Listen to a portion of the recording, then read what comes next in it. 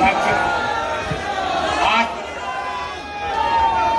आज मेरी भागवत कथा का विश्राम दिन भी है और वाल्मीकि रामायण की कथा का प्रारंभ दिन भी है।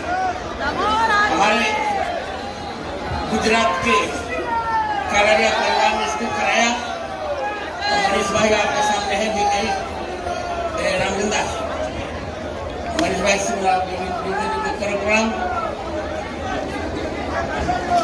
और आज हमारे अनुज उत्तर प्रदेश के यशस्वी मुख्यमंत्री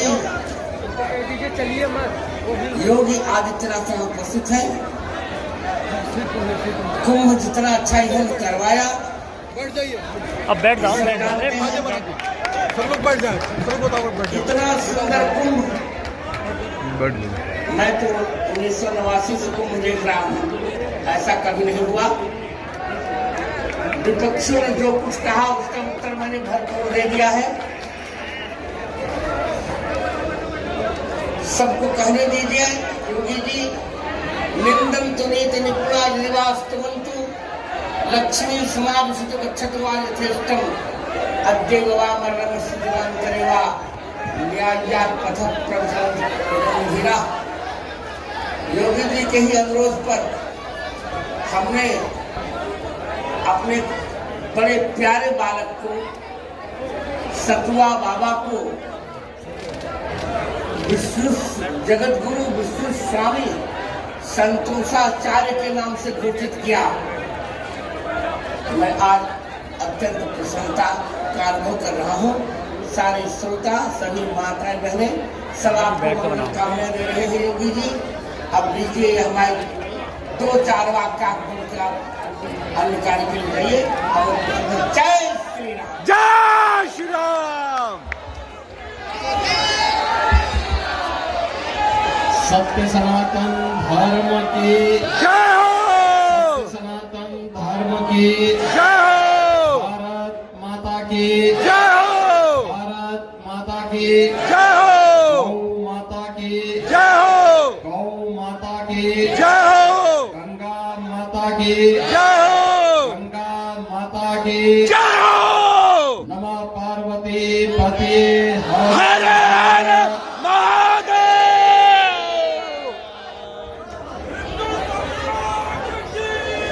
जय जय।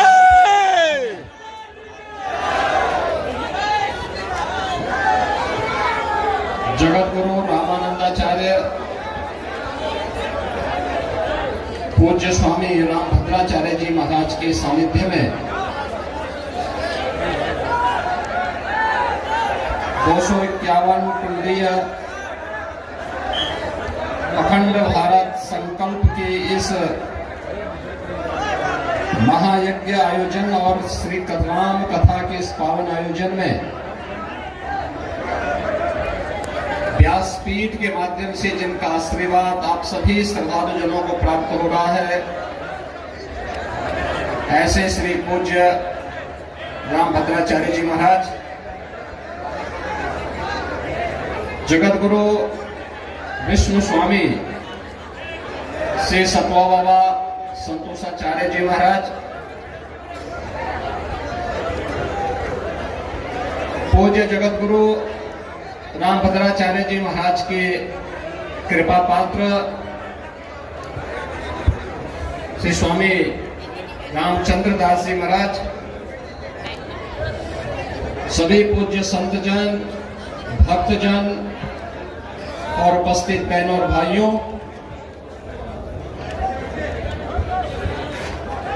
महाकुंभ प्रयागराज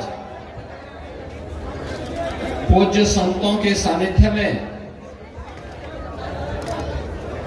सनातन धर्म का एक भव्य आयोजन बनकर के पूरे देश और पूरी दुनिया को अपनी ओर आकर्षित कर रहा है। 13 जनवरी पौष पूर्णिमा से प्रारंभ यह महासमागम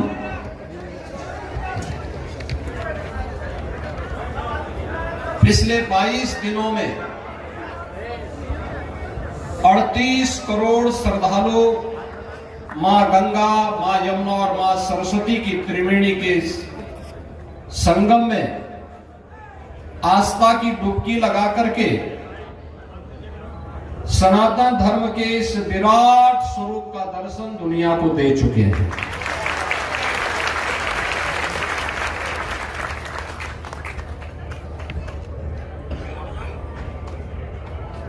ये विराट स्वरूप सनातन धर्म का मैं इसलिए कह रहा हूं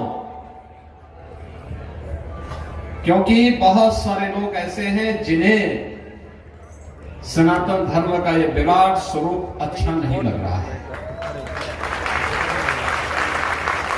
ये वही लोग हैं जो जीवन भर राम जन्मभूमि का भी विरोध करते थे।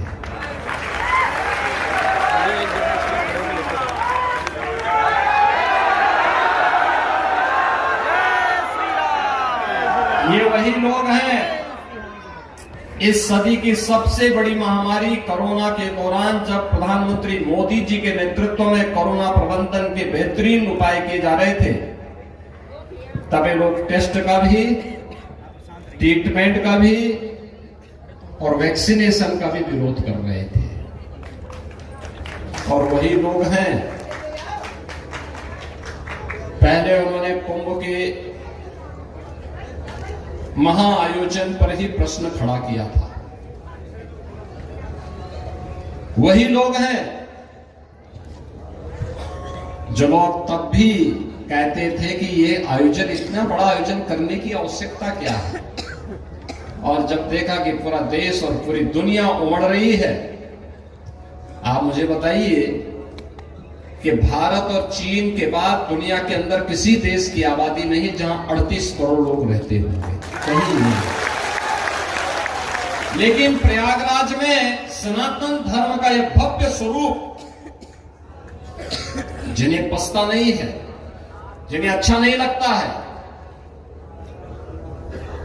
जिन्होंने सनातन धर्म के खिलाफ सुपारी लेकर के इसके खिलाफ षड्यंत्र करना अपना जन्मसिद्ध अधिकार समझ लिया है, अरे ऐसे मारिस और स्वभाव लगातार साजिश पे साजिश रच रहे हैं। लेकिन जब पूज्य जगत गुरु रामानंदाचार्य, पूज्य स्वामी रामभद्राचार्य जी महाराज जैसे संतों का और इतने लाखों संतों का सानिध्य प्राप्त हो, जिस सनातन धर्म को उसका कोई मारिस और स्वभाव बाल बांका नहीं कर सकता है,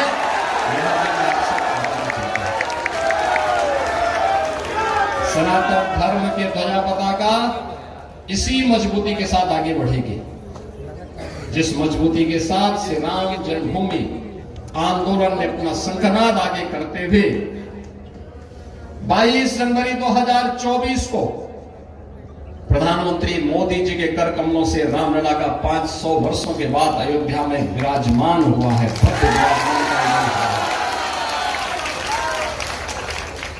दुनिया सनातन धर्म के इस भव्य स्वरूप को देखकर के अभिभूत थी और उसका दूसरा स्वरूप यहां पर है। यह आयोजन अगले 26 फरवरी तक अभी निरंतर चलेगा। महाशिवरात्रि तक आयोजन इसी रूप में चलेगा और मुझे प्रसन्नता है 3 आयोजन हुए, 3 अमृत स्नान हुए, जिसमें सभी पूज्य आचार्यों ने, सभी पूज्य अखाड़ों ने, सभी पूज्य धर्माचार्यों ने संगम में डुबकी लगाया, आस्था की डुबकी में सहभागी बने। लेकिन कुछ लोगों को ये सब अच्छा नहीं लग रहा है, उसको भी झुठलाने का प्रयास हो रहा है, झूठे आंकड़े प्रस्तुत किए जा रहे हैं, देश की संसद तक को गुमराह किया जा रहा है। संसदीय लोकतंत्र में संसद सर्वोच्च होती है, उसको भी गुमराह किया करने का ये लोग कुत्सित प्रयास कर रहे हैं। सनातन धर्मावलंबियों को इनकी इस वास्तविकता को जांचना चाहिए, देखना चाहिए और इनके कृत्यों के लिए इन्हें कभी माफ नहीं करना चाहिए। बहनों और भाइयों, हम सबको इस बारे में ध्यान रखना होगा। सनातन धर्म मानव धर्म है, सनातन धर्म सुरक्षित है तो भारत सुरक्षित है, भारत सुरक्षित है तो विश्व मानवता सुरक्षित है। मानवता की सुरक्षा के लिए सनातन धर्म का सुरक्षित होना आवश्यक है। और सनातन धर्म के बाद है हमारे पूज्य संत जन, ये पूज्य आचार्यों की परंपरा, ये उसके वाहक है, उसमें संदेह नहीं किया जा सकता है। असहमति हो सकती है लेकिन संदेह का कोई स्थान नहीं। लेकिन याद रखना, इस संदेह में कुछ लोग किस रूप में अफवाह पैदा करने का प्रयास कर रहे हैं, इस पर भी ध्यान देने की आवश्यकता है। आप सब भागीदार बने हैं यहां पर, पूज्य जगत गुरु के सानिध्य में इस आयोजन में आप सहभागी बने हैं, मैं आपका अभिनंदन करता हूं। उनका पूज्य जगत गुरु जी का भी मैं हृदय से अभिनंदन करता हूं, स्वागत करता हूं और आप सबके प्रति पूरे आयोजन के प्रति शुभकामनाएं देते हुए अपनी वाणी को यहीं पे विराम देता हूं। जय जय श्री राम। मैं अनुमति देता हूं जाने के लिए आदित्यनाथ जी को, और दो बातें केवल कह रहा हूं। आप चिंता मत कीजिए, जो लोग त्याग पत्र मांग रहे हैं वे स्वयं, उनका न कोई अस्तित्व है, वो शंकराचार्य, वो तथाकथित आचार्य ही नहीं है। आप 2027 में आप फिर आएंगे और 2029 में मोदी जी फिर आएंगे। आपको आगे देता हूँ, आज से मेरी माला बाटे खाली नहीं।